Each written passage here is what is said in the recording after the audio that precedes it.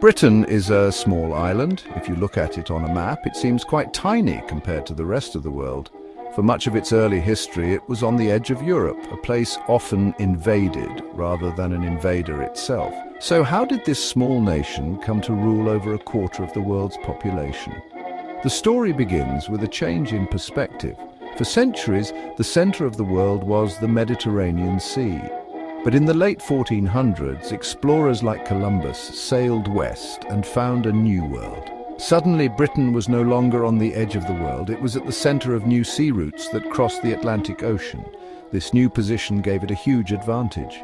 The desire to explore was also fueled by competition. Spain and Portugal were getting incredibly rich from their new colonies in the Americas. They brought back shiploads of gold, silver, and valuable crops.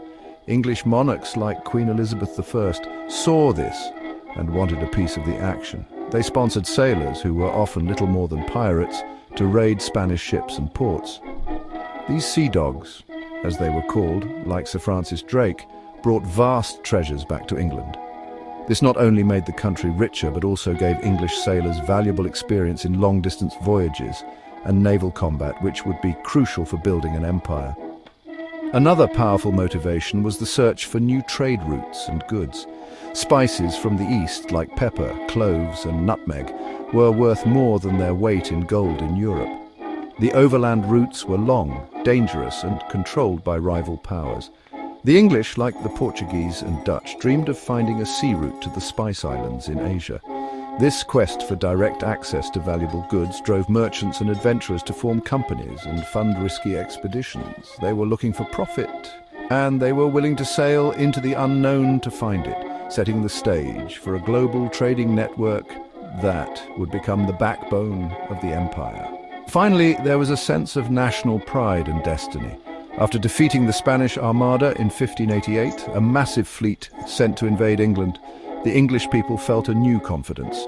They believed they were a special chosen people, protected by God and the seas. This growing nationalism created an environment where overseas expansion was seen as a glorious adventure. It was a way to prove Britain's strength and spread its influence, its religion, and its way of life across the globe. This potent mix of geography, rivalry, greed, and pride pushed the English out of their island home and onto the world stage, ready to begin an extraordinary journey of conquest and colonization. The Royal Navy was the single most important tool in building the British Empire. Britain is an island, so protecting its shores and its trade has always been vital. From the time of King Henry VIII, English monarchs invested in building a powerful fleet of warships. These ships were often called the wooden walls of England because they acted as a floating fortress, defending the nation from invasion. Without control of the seas, Britain could never have projected its power across the oceans.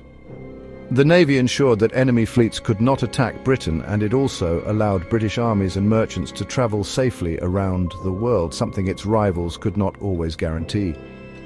The strength of the Navy was proven in a series of major battles. The victory over the Spanish Armada in 1588 was just the beginning. Throughout the 18th century, Britain fought many wars against its main rival, France. A key moment was the Battle of Trafalgar in 1805. Here, Admiral Horatio Nelson led the British fleet to a decisive victory, destroying the combined French and Spanish navies. This victory was monumental. It meant that no one could challenge British dominance at sea for the next 100 years. With its rivals' navies shattered, Britain had the freedom of the seas, allowing it to expand its empire without serious challenge from other European powers. This maritime power was not just for fighting wars, it was essential for protecting Britain's growing global trade network. Merchant ships carrying valuable cargo like tea from China, sugar from the Caribbean, and cotton from India were vulnerable to pirates and enemy warships. The Royal Navy acted as a global police force, patrolling the vital sea lanes and protecting these commercial interests.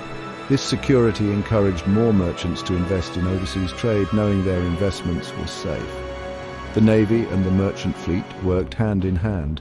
Trade made the country rich enough to afford a huge navy, and the Navy protected the trade that generated the wealth. The men who served in the Royal Navy were a crucial part of its success. Life on board was incredibly tough, with harsh discipline, bad food, and the constant threat of disease or battle.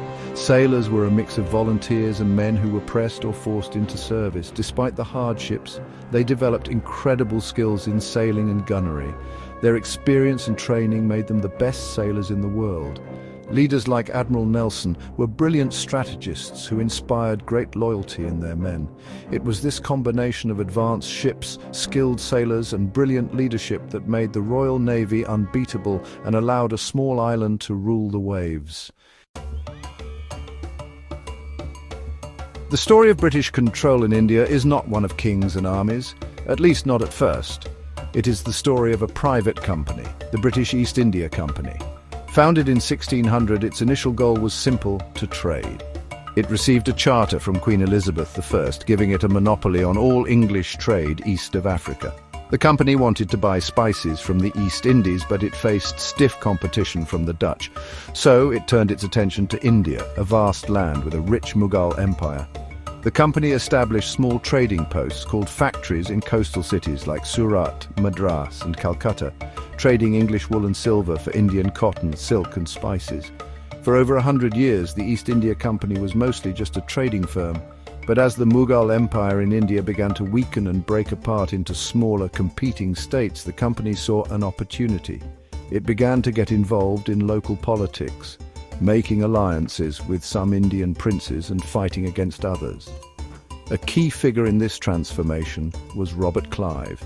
He was a bold and ambitious company clerk who became a brilliant military leader. In 1757, at the Battle of Plassey, Clive led a small force of company soldiers and sepoys, that is, Indian soldiers, to a stunning victory against the much larger army of the Nawab of Bengal. This victory gave the company control over the richest province in India. After Plassey, the East India Company's power grew rapidly. It was no longer just a trading company, it was a ruling power. It collected taxes, administered justice, and commanded its own massive private army, which was larger than the official British army. The company used a strategy of divide and rule, playing different Indian rulers against each other to expand its territory. It forced princes to sign treaties that made them dependent on the company for protection. In return, these princes had to pay huge sums of money and give up control of their foreign policy. Step by step, the company took over more and more of the Indian subcontinent. The company's rule was driven by profit, and it was often brutal and corrupt. Company officials, known as nabobs, made enormous personal fortunes through corruption and exploitation. A devastating famine in Bengal in 1770, made worse by the company's policies, killed millions of people. Back in Britain, people were shocked by the stories of greed and misrule. The British government began to take more control over the company's affairs. Finally, in 1857, a massive rebellion by Indian soldiers known as the Indian Mutiny broke out. After the rebellion was crushed, the British government abolished the East India Company and took direct control of India, beginning the period known as the British Raj. Britain's first major colonial project was in North America. Starting in the early 17th century, English settlers began to establish colonies along the Atlantic coast. Some, like the Puritans in New England, came seeking religious freedom. Others came for economic opportunities, hoping to grow wealthy from tobacco in Virginia. Others came by trading furs. These colonies grew quickly, attracting thousands of migrants from Britain and other parts of Europe. By the mid-18th century, there were 13 prosperous British colonies in America. They were largely self-governing, with their own local assemblies, but they were still considered subjects of the British Crown and an important part of the empire's trade network. The relationship between Britain and its American colonies began to sour after the 7 Years' War, which ended in 1763. The war had been very expensive, and the British government believed that the American colonists should help pay for it, especially since the war had protected them from the French. Parliament in London began to impose new taxes on the colonies, such as the Stamp Act. Taxes on tea also angered the colonists, who argued that they should not be taxed without having representatives in the British Parliament. Their slogan became "No taxation without representation." Tensions grew, leading to protests like the Boston Tea Party. Eventually, armed conflict broke out in 1775. The American War of Independence was a disaster for Britain. The colonists, led by figures like George Washington, fought a determined campaign. They also received crucial help from Britain's old rival, France. Fighting a war thousands of miles from home proved incredibly difficult and expensive for the British. In 1781, a British army surrendered at Yorktown, effectively ending the war. In 1783, with the Treaty of Paris, Britain officially recognized the independence of the United States of America. The loss of its most populous and valuable colonies was a huge blow to the British Empire. It seemed to many that Britain's time as a great power was over. However, Britain quickly found new territories to colonize. Just a few years after losing America, it began to establish a new colony in a land that was even further away, Australia. In 1770, the explorer Captain James Cook had claimed the eastern coast for Britain. The government decided to use this new land as a penal colony, a place to send convicts, as its prisons were overflowing after it could no longer send them to America. The first fleet of ships carrying convicts and soldiers arrived at Botany Bay in 1788. This was the beginning of British settlement in Australia. This pivot from America to Australia showed the empire's resilience. Even after a major defeat, it continued to expand into new corners of the globe. For centuries, Europeans knew very little about the interior of Africa. They called it the Dark Continent because it was mysterious and unmapped. European presence was mostly limited to coastal trading posts, where they traded for gold, ivory, and quite tragically, enslaved people. However, in the late 19th century, this all changed dramatically. A new wave of European interest in Africa was sparked by explorers, missionaries, and business interests.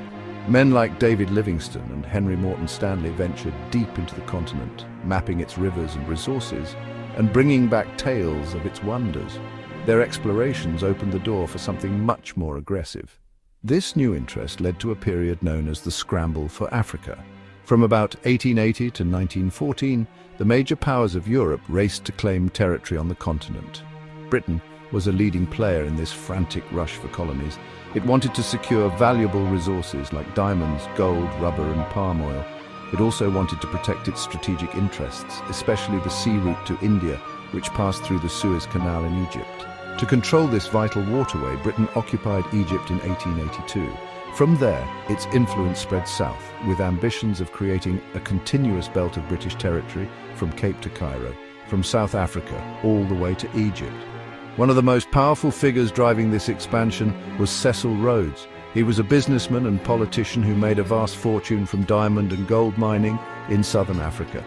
Rhodes was a passionate imperialist who dreamed of extending British rule across the continent. He used his wealth and influence to establish colonies for Britain, such as Rhodesia, modern-day Zimbabwe, and Zambia, which was actually named after him. He believed that the British were a superior race and that it was their duty to rule over other peoples. His ambition and ruthlessness were, well, typical of the era, as European nations carved up Africa with little regard for the people who already lived there. The process of colonization in Africa was often violent. The British faced resistance from many local peoples, such as the Zulu in southern Africa and the Mahdists in Sudan. However, the British had a massive technological advantage. With weapons like the Maxim machine gun, a small British force could defeat a much larger African army. By the early 20th century, Britain controlled a huge swathe of Africa, including Nigeria, the Gold Coast, now Ghana, Kenya, and South Africa. The borders of these new colonies were drawn up in European offices, often cutting across existing ethnic and cultural groups, creating problems that would last for generations. The scramble for Africa had changed the map of the continent forever. Life within the British Empire was, honestly, incredibly varied. It really depended on who you were and where you lived.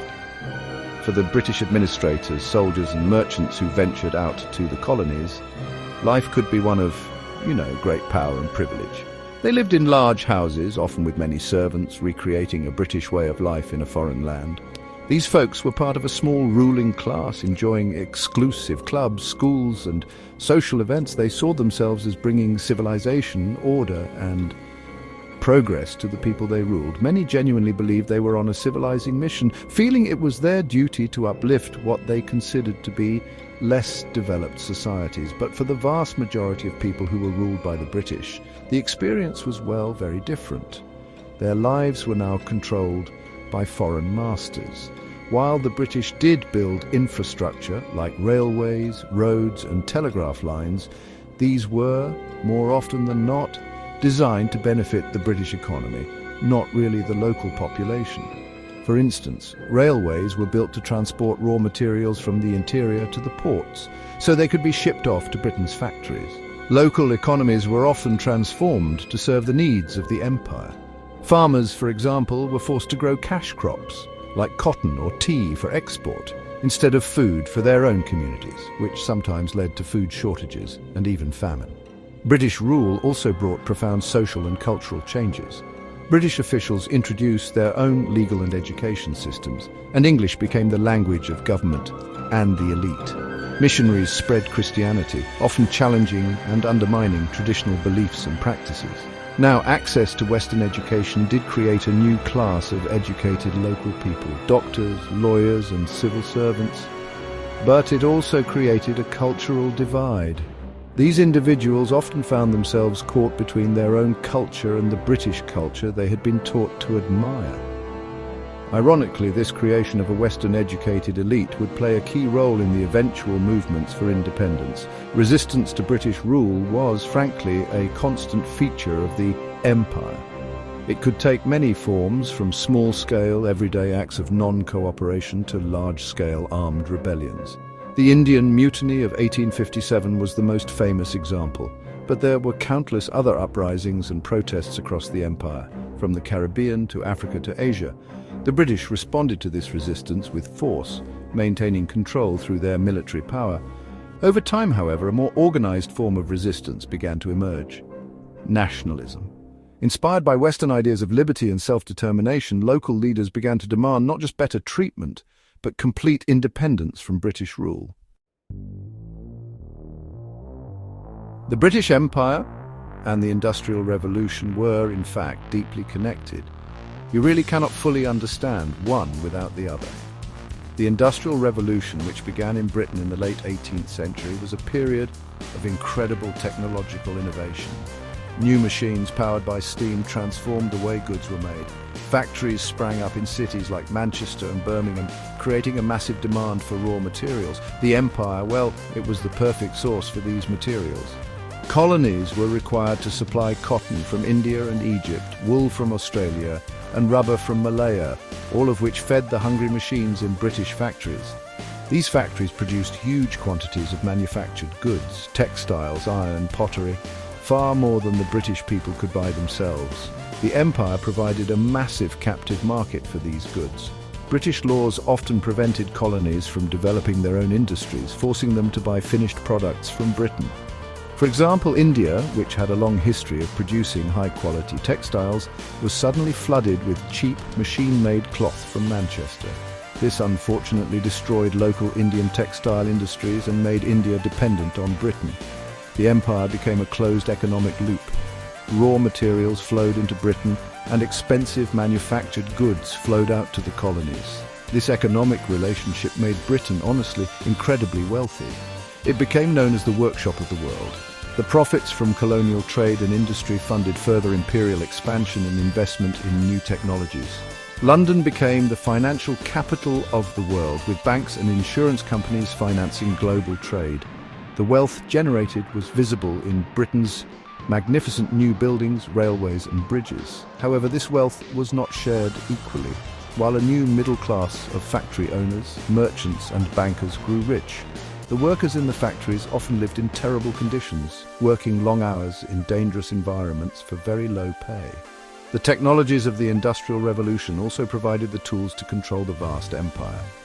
The steamship made travel to distant colonies faster and more reliable, no longer dependent on the wind. The electric telegraph, with cables laid under the sea, allowed messages to be sent between London and India in a matter of hours, rather than months. This meant the government in London could exercise much tighter control over its colonial administrators, and as we've seen, New weapons like the machine gun gave British forces a huge military advantage. In this way, industrial power and imperial power really reinforced each other, allowing Britain to build and maintain its global empire. At its peak in the early 20th century, the British Empire was so vast that it was famously said, "The sun never sets on it." It seemed permanent, an unshakable fact of the world order.